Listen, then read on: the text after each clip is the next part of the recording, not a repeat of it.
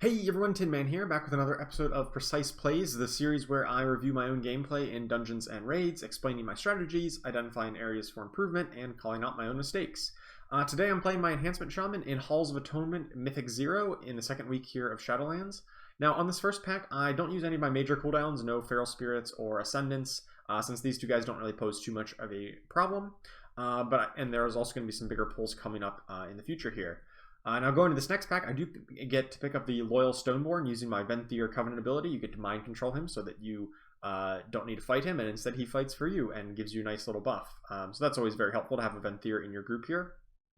Now on this next pack here, as we pull these, chain pull these two together, I do pop my Feral Spirits, that 2-minute cooldown, but I don't end up using the Ascendants right away in this pack, opting to save it for the next pack right after this, and I'm not entirely sure if this is a mistake. It's kind of going to be a common theme throughout this replay that I end up holding on to things like Ascendants and Feral Spirits a little bit longer than maybe I should. You know, if your big damage cooldowns aren't on cooldown, then you're basically wasting damage if you're not going to get the full usage out of them. So delaying them for too long is just a mistake because they might just be up again by time that you could use them. Now going to this pack, this is where I'm going to pop the Ascendants, but I am kind of staying a little bit closer to the start of this room, like the entrance of this little area right here. That's because I dropped my Wind Fury Totem right before we went in, and Wind Fury Totem has a relatively short range on it. And so I kind of want to stay close to it, and I know that if I walk too far behind here, like I'm going to walk behind this golem here to dodge out of this, and I actually get out of the Wind Fury buff, as evidenced by the glowing icon underneath my name with the Wind Fury. Whenever it has the timer on it, that means I'm in range of it, and how long I have left on the Wind Fury totem, but if I'm too far away, it'll start glowing and say, hey, that you're out of range of that. So I immediately just redrop another one as we clean up this mob here. But that's something that you always have to be cognizant of as an Enhancement Shaman, is where your Wind Fury totem is, and to try not to stray too far out of it, because you do lose quite a bit of DPS without that. Now as we are going to this next pack, the tank and I are in lockstep going together fighting this next pack, but unfortunately one of our other shamans in the group decides to accidentally pull another pack, and we don't notice that right off the bat, so we'll go back and help them out in just a moment, but for right now they're fighting it on their own. Now this Houndmaster mob is very interesting, does cast a Loyal Beast cast here in just a moment, and you really want to interrupt that, but you can't interrupt it by normal means. You have to either stun it or disorient it or otherwise CC the mob. You can't just cast Wind Shear or another interrupt to do that, so I ended up using Sundering there to disrupt that cast. If that does get off, those Loyal Gargans, the little bears that are right next to it, those will get supercharged and will really start destroying your tank. So you, if that does get off, the tank has to be able to kite that away. Otherwise, they're going to get absolutely shredded by those beasts. But luckily, I've got Sundering. We've got a bunch of shamans in this group for Capacitor Totem, which can also stun it if you time it properly. But that is definitely something to be aware of when you're doing this dungeon, especially as we get into Mythic Plus in the coming weeks here, where that will hit even harder. Now on this next pack, I do pop my Feral Spirits, and I'm trying to get as many interrupts as possible, since there's quite a bit of damage coming out here, and I actually end up interrupting one of those Curses of Obliteration rather than the Collect Sins, which I think the Collect Sins is probably a more important ability to be interrupting, especially when we have so many shamans in this group, to be able to decurse that Curse of Obliteration as it goes out. And I also make another mistake here at the end. I actually apply a Flame Shock just now to this shard as it's dying, and I only get like 1 or 2 ticks of damage out of that Flame Shock, whereas I did have the Hailstorm buff up, and it probably would have just been better, more damage to Frost Shock it instead, since it wouldn't live very long for that Flame Shock. As we drop down into this next pack, I accidentally grab aggro real quick, and I have to use my Sundering early on just to hopefully buy myself a little bit of time for my tank to get aggro back. But that unfortunately is a misplay because he had already got aggro back by the time I cast Sundering, and the Houndmaster was able to get off the Loyal Beast cast, and now these Gargans grew, and you can see he's trying to kite them out and popping his defensives, and he's still getting trucked really hard, but luckily our tank and healer combined to be able to control that situation here. Now, as I jump into this next pack, this is a carbon copy of the one that we just did. These for enemies, you still got to get a lot of interrupts. There's a lot of damage going out, especially with this Thrash cast.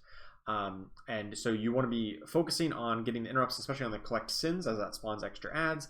And if you can stop those curses as well from coming out, while also using your defensives and dodging out of the circles, the swirls on the ground here.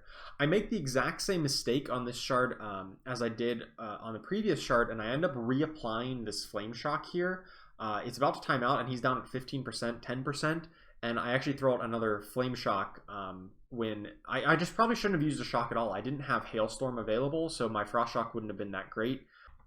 I definitely need to be better about not casting Flame Shock on dying targets, as that's not going to do a lot of damage at all. Now going into this next pack, I do have both my cooldowns, Feral Spirits, and Ascendants available. I'm just going to use the Feral Spirits here, as the boss fight is about 2 minutes away, and that longer cooldown on the Ascendants is not going to allow it to be up in time for the boss fight.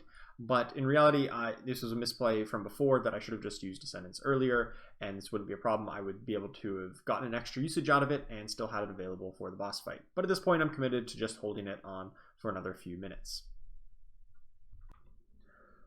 Now, as we go into this next pack here, I'm not going to use any big cooldowns on this pack. I will have Sundering back up, but that's not going to be necessary to interrupt the Loyal Beast casts, as she doesn't actually get it off in time, since we are able to single target her down so quickly.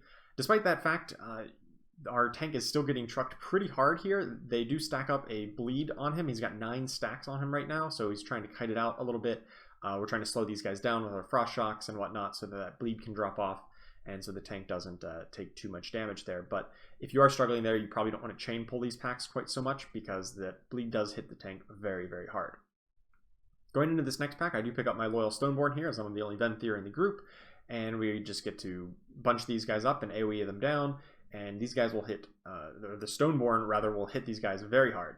Always want to be making sure you're on top of the interrupts when possible. If there's only one guy able to be interrupted here, you really want to make sure they're locked down, and just doing a good AoE rotation between the Crash Lightning, Storm Strike, Chain Lightning, and Frost Shock, just kind of weaving those 4 abilities together to do the most possible damage with the Hailstorm rotation. Now, normally I think we're about to start the boss fight here, but I think the tank thought we had to pull this pack over here on the right, so I'm fixing to start leaping into the boss, and he pulls another one of these Houndmaster packs. This is completely unnecessary. You don't need this unless you need it for like percentage in Mythic Plus, but it was a little bit convenient in that I had about 10 seconds left on my Feral Spirits, 5 seconds now, and so one extra trash pack does mean that I'll have Feral Spirits up right on the pull of this next boss rather than having to delay it to the middle of the fight. Once again, with these Houndmasters, you just really want to make sure that that Loyal Beast cast does not go out, either with some kind of stun or displacement or disorient or whatever it might be, or just single target burst it down before it can get that cast off. So we do pop Lust here right at the pull, and we get everyone inside of the circle here. I'm going to position myself a little bit off to the side or behind, because you don't want to drop these pools anywhere where you want to be kiting the boss, because he's going to put these pools on the ground that are going to basically limit your space, and so the ideal strategy is to kind of kite him around the room a little bit, so you need to clear out some space, and since he drops them on random players, you want to drop that behind the raid whenever possible. I do end up using the Ascendants here, finally, and realistically, I did miss a usage or 2 out of this.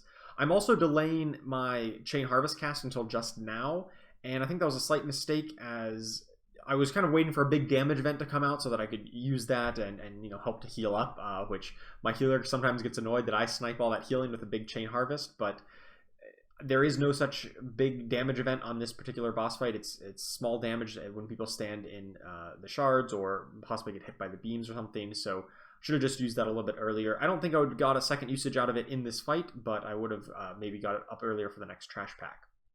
Also, at the end of that boss fight, I did the shocks correctly. I did not apply a new Flame Shock right as the boss was about to die. In fact, timed perfectly where the boss died right as my Flame Shock expired. So that was an improvement over the previous packs where I had messed up my Flame Shock or / Frost Shock usage a little bit.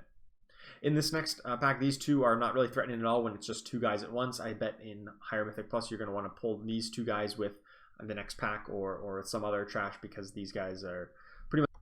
Now, as we head into the next room of this dungeon, there are a lot of different ways that you can pull different packs in order to get your way up the stairs here eventually. We opt to pull the 2 here in front of the statue, as well as the little ankle biters who are going to path by here in a moment. And luckily the ankle biters die very quickly to AoE, so they're not much of a threat. But you do want to make sure that you're interrupting that turn to stone cast, as it's a large area of effect, especially if you're in melee. That's going to be very bad if you let that resolve. Now, on this replay, I did notice that there's a loyal stoneborn in the pack right in front of me right here, or behind the group from the direction that we came, and if we had managed to pull that pack behind us, I would have been able to mind control that loyal stoneborn to help us out here, and that might have been a good idea, but I didn't even notice that it was there until watching this replay review. So maybe in the future, if you have a Venthyr in your group, you might want to consider pulling that pack in order to get that buff. Now, there was a little bit of miscommunication in our group. We ended up pulling both of these stoneborn slashers. I don't think that was quite intentional, as we're trying to run up the stairs to get out of the way of the pathing slashers who are walking from the left and right here. And so there is definitely a little bit of a mess. As I get aggro on the stoneborn slasher, I immediately pop my astral shift so that I don't get chunked too terribly hard. Whenever you accidentally pull aggro from your tank, you do want to make sure that you have your defensive available, just to give your tank a few extra seconds to get aggro back and get the situation under control. Now, despite pulling extra mobs here, thanks to some big healing and a Spirit Link Totem, everything is just fine, no one dies, and we clean up these adds before moving on to the next boss fight. And I will have both Feral Spirits and Ascendants and even Chain Harvest available for this upcoming boss. A few notes is that the boss only becomes available by clicking on the door that he's hiding behind, and when he does that, he's going to knock whoever opened the door back, and you're going to be like mini stunned for a second or two, and our tank is the one who goes and opens the door here, and that's a little bit problematic because I immediately start attacking the boss before the tank gets aggro back, and that's a little bit problematic as I take a few melee hits. I do end up delaying my Ascendance here for about 7-ish seconds into the pull, and the reason behind that is, despite it being one of your best damage cooldowns, you want to use it as quickly as possible, it also resets the cooldown on your Storm Strike, so ideally you want to be avoiding downtime, basically, in the rotation. And so if you have Storm Strike already available, it's probably better to cast the Storm Strike first and then cast the Ascendance. And so you want to use up your Stormbringer procs and make sure you just get a couple things on cooldown so that the Ascendance still smooths out your rotation. Just so long as you don't delay it for so long that you miss out on any buffs, like say if you're using Bloodlust or whatnot. You don't want to delay it too long like I did earlier in the dungeon, but a few seconds like that to help it fit better in your rotation is perfectly acceptable. Here, he does apply a curse to everybody in the raid, and that'll stun you after a few seconds on Mythic, and luckily, as a Shaman, you're able to decurse yourself. If you're a class like Shaman or Mage, you're able to clean off that curse so you don't get stunned, and you don't need to worry about your positioning quite as much, whereas if you're not one of those classes, you do need to make sure that you're in a good position so that you don't get stunned and accidentally jumped on by his leak, because that'll deal a lot of damage to you. I did use my Capacitor Totem on that last bunch of adds just to make sure that nobody got hit too hard by them, and that might end up being a little bit of a mistake as we kill this boss here, because in the next room I'm going to really miss that Capacitor Totem. But as I grab loot, I get to trade this loot over to our healer, this male chest piece. We are running an all-male run just to help gear up and be able to better trade loot between us. Now, this room has double Houndmasters, and that's why we really wanted to have that Capacitor Totem available, or even Sundering, in order to interrupt their Loyal Beast casts. Unfortunately, I do not have that here, as I used both of them on the previous boss, and this Houndmaster here is about to cast Loyal Beasts, and I'm just going to have to stare at her, as I have no way of stopping that. And unfortunately, it's so bad that our Hunter even ends up dropping here, just either grabbing aggro off some of those Loyal Beasts or something, as I stay back and single target them down while the rest of our team kites them out and stuns them up, and I finally get my Capacitor Totem up, but at this point it doesn't really matter as that Loyal Beast buff has faded off of them and they're no longer too much of a threat. In this next room there are two Loyal Stoneborns that I could potentially mind control with the Venthyr ability, and I make a mistake by telling our tank to pull them both at the same time and pull them to the center of the room. I was told by a guildie of mine that you could mind control both of them if you activated your ability when they're both in range, and that turns out not to be true. I was able to get one of them, but then the other one completely resists that ability, or at least I didn't get it there. And so we end up having to kill it, and I don't get to mind control it to have it available for the buff when we get to the boss. This pack can be a little bit rough if you do have one or both of the Loyal Stoneborns fighting you rather than fighting for you. And you definitely want to probably just pull one at a time, mind control that one, and then go pull the second one to go into this boss fight here. Just like on the previous boss, I do delay my ascendance for a few seconds into the boss fight just so it fits smoothly into my rotation. I get both the Storm Strike and the Lava Lash on cooldown so that I can really take advantage of that resetting cooldown effect of the ascendance, and it just helps to smooth out the rotation and eliminate some of the downtime.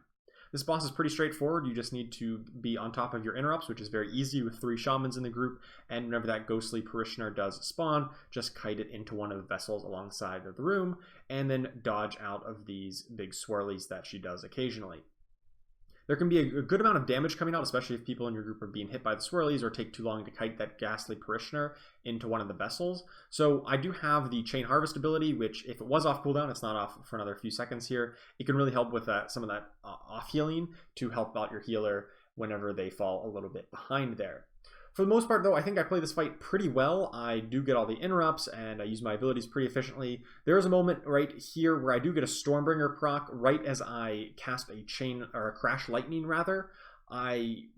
You need to be able to react to those Stormbringer procs really quickly, and I don't there. I kind of am mentally committed to casting that Crash Lightning as it was coming off cooldown, but I got a Stormbringer proc and I should have swapped to that instead, but I followed it up 1 GCD later, so that's just a really minor mistake that really doesn't impact total DPS very much, but just something to be aware of on the replay review.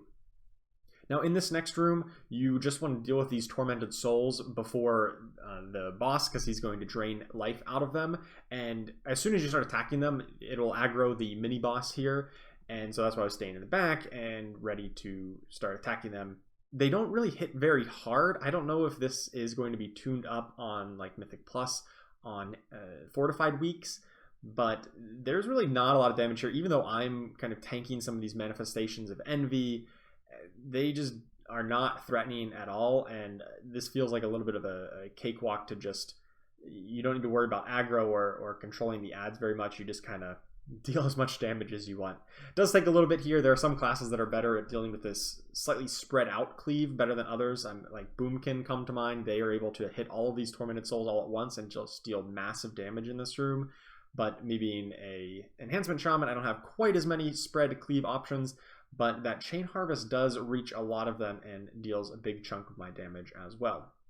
After all those tormented souls and manifestations of envy are down, it's just a simple matter of burning this guy, interrupting where you can, and dodging out of the puddles on the ground. And at this point, the dungeon is just about over, so I'm saving any cooldowns that do come up so that I'm able to use them on the final boss. Looks like I'll have Ascendance available, but I probably won't have Feral Spirits right off the bat.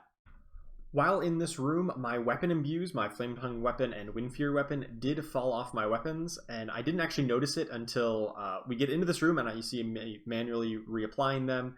And actually, at the time of doing this dungeon, I didn't know how long ago they had fallen off. I didn't realize it until I kind of just mentally looked and checked before we went on to this boss. And that could have been problematic if those were down for any substantial length of time. But luckily, it was just in that last room that they fell off, so I didn't lose too terribly much damage. But I might look into getting a weak or some kind of other notification that lets me know really big and bold when those do fall off, because they're a big portion of your damage. And they have an 1 hour duration, so they should always be up at all times. For this boss, we pop Bloodlust, and it's a pretty simple matter of just dodging out of these pillars as he moves them around and coordinating with your group to make sure that all of these rituals get soaked.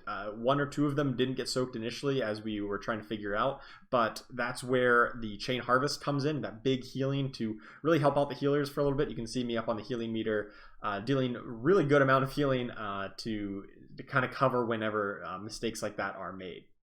But even for the second time, we still get a couple pulses off. No one gets onto that pillar off there on the right. But if you can just manage to do that, get 1 person in each of these, it's not too terribly demanding, and you're able to clean up this boss fight. Overall, though, I think I played this dungeon pretty well. My big issues were inefficient Ascendance use in the first half of the dungeon, at least, not getting the full usage out of that, and also not having my control abilities, that Capacitor Totem and Sundering, available for the Houndmasters in the room right after the second boss, Echelon, that led to a death of our hunter. Other than that, I think I played the dungeon pretty well, and I hope that you learned something from this replay review. I know that I certainly did. Thank you so much for watching, and I will see you next time.